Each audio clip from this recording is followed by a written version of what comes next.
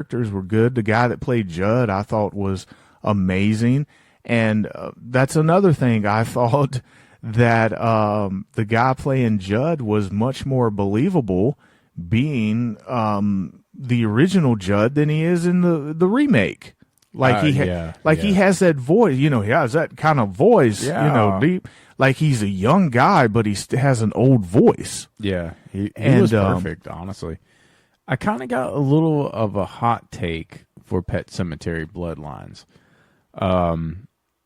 Fuck it, I'm going to go ahead and talk about it now. I love this movie, obviously, because I have it higher on my list. I think that the way this was shot and the way this looked, this would have been a perfect opportunity to make this a series. Yeah, I could see that. This would have been a great, like 8-part episode series. Like perfect. Well, a lot of series, the first episode or the first pilot is a movie first. Pretty much, yeah. Like if you go back to like the old 1966 Batman movie, the first pilot, it was a movie put together, you know what I mean? Yeah. And then, the series came out of it. So I could definitely see Pet Sematary doing this, like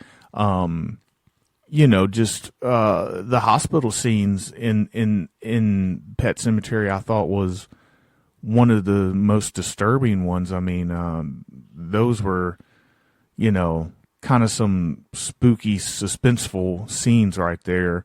It was probably some of the best Pet Sematary shit we've gotten since the first one. Yeah, and here's the thing. If I think about like Pet Sematary 2, and then the remake, and now the prequel, I don't think that this series has a bad movie in it at all. No. I like them all in different ways. Yeah, because the dirt bite scene in part 2. Yeah, I mean that's just the cast in part 2 that pulls off, Edward Furlong and, got Mr. Krabs in there. What's his name? Fuck, I'll think of his name later when it's irrelevant. But anyway, yeah, I like all the Pet Sematary films. I don't think any of them are trash. I can watch all of them straight through, and I wouldn't mind a series like this. Yeah, the shot the exact same way. It would be fucking gold. And you can do a prequel to the prequel. Some of the guys and some of the characters that got killed in this film, you can bring them back. The Pam Gears, the mail lady, and the sheriff, and everything else. Maybe go back in time, and they knew what was going on. Right. It was about Judd finding out all this shit. Maybe the series can be about them finding out what goes on and why they want it to keep it a secret. That could be a perfect storyline. Hey, I've got ideas. Get in touch with me. Speaking of, I don't know how to segue into this one. 16. I don't know what to do with my hands. I don't know what to do with my hands. My number 16 is going to be The Voyage of the Last Demeter. Okay. I got this lower on my list. Actually, I can't even talk about it on this episode. I got it in my top 10, so you go ahead and talk about it now if you want to. Well, I mean, for those who don't know, this is pretty much how Dracula got to America, right? Yeah, this is the anybody who's read Bram Stoker's Dracula or actually saw the 1992 Bram Stoker's Dracula with Keanu Reeves and all that, there's it's a very short scene, but it's where Dracula has been transported from Transylvania to Boston or wherever the fuck he was transported to. Right, I can't remember. Yeah, and obviously Dracula has to feed, and the crew members were his. Unfortunately, that they were his fucking victims. Yeah, and that's pretty much what takes place. Is that little chapter out of the book? Yeah, they made an entire and they made- movie based on like just this one kind of.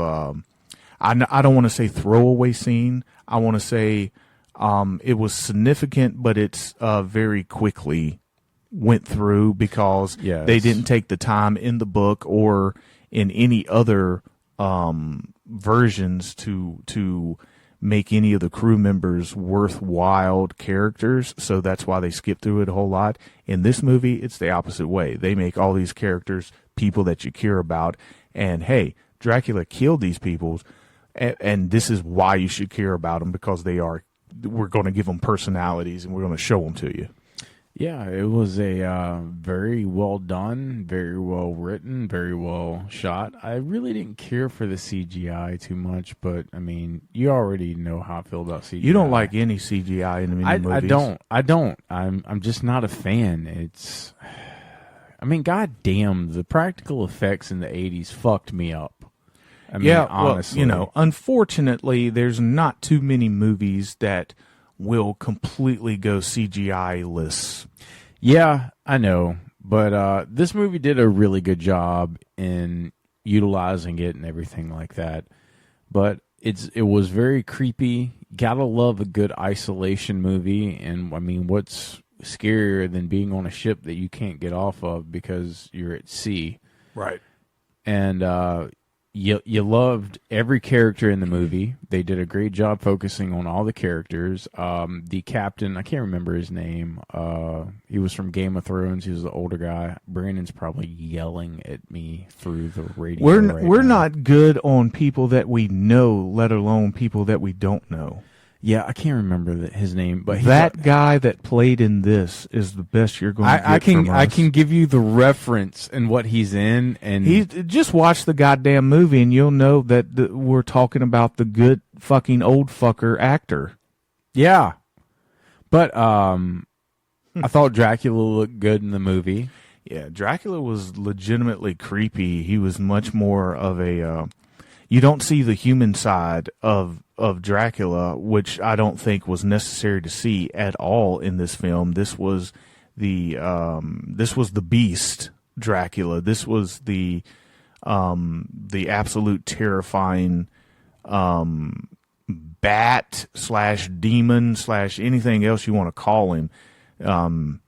This is the animalistic side of the Dracula. Right. Liam Cunningham. Anyway, he's fantastic. He's a fantastic actor, and he did great. And it broke my heart seeing his grandson die.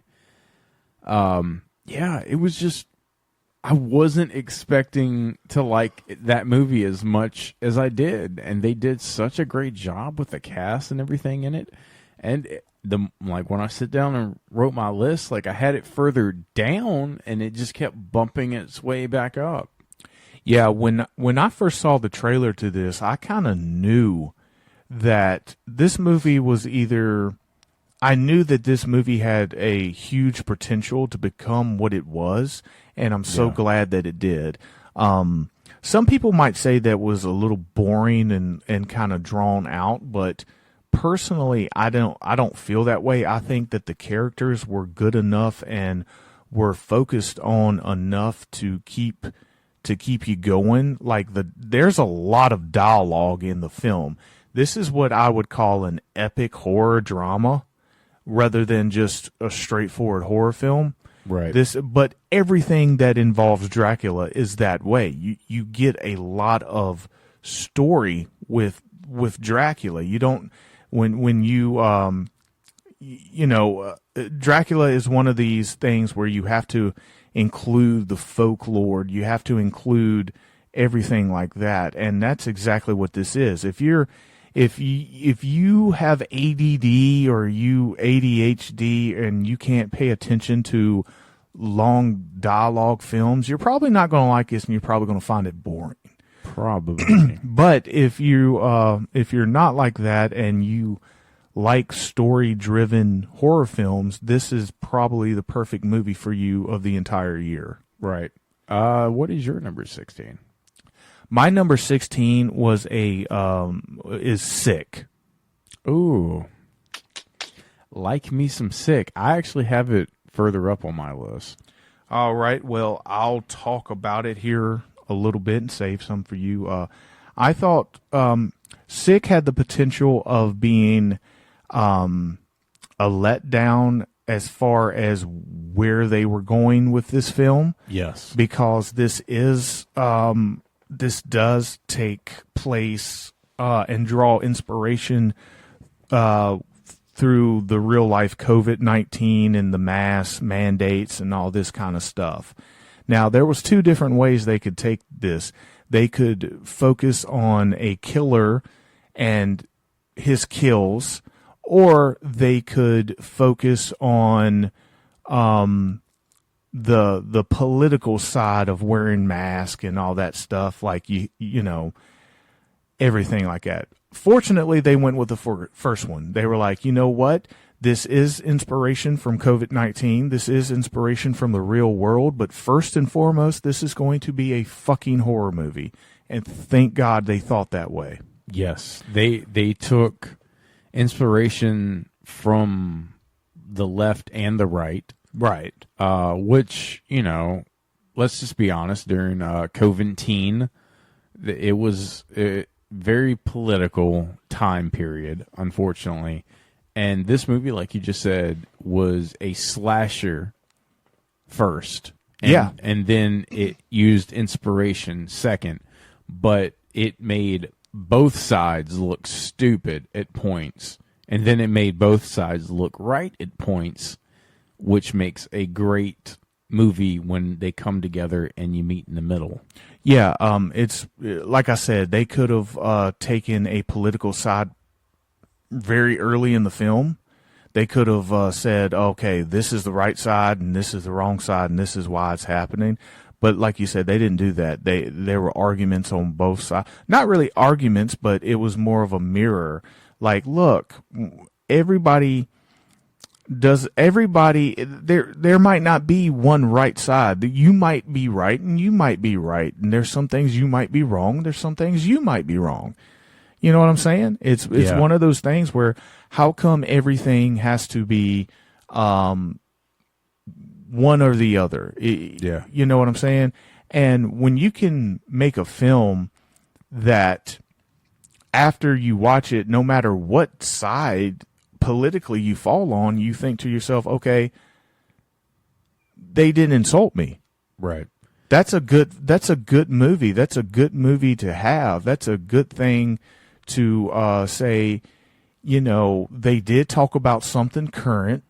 They did talk about something real. They did talk about something, and they added their fantasy to it with the slasher and everything else. And it was kind of like Night of the Hunted, you know, at the end. It doesn't matter. I wasn't offended one way or the other. I thought it was a good movie. And Sick was one of those movies where I was definitely worried about because of, you know, the subject matter. Yeah, Sick. Oh God, here we go. You know.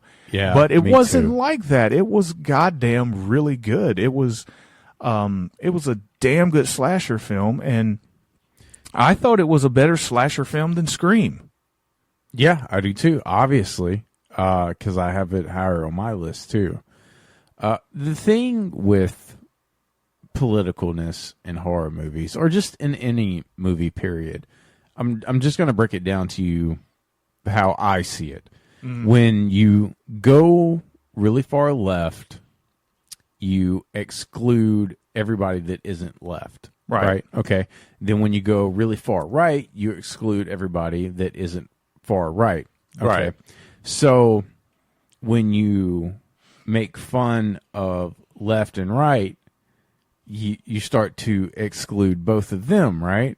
Yeah. But then you have people in the middle, and then when you make fun of people in the middle, then you exclude them. So you have to be kind of in the middle, because if you make fun of the left and you make fun of the right, then you make points that the left has, like, oh, that's a good point. and then you make points for the right, and then Yeah. you're like, oh, that's a good point. Then that's when they can start coming together, and you're realizing that both sides can have a point, and then it's okay to be in the middle.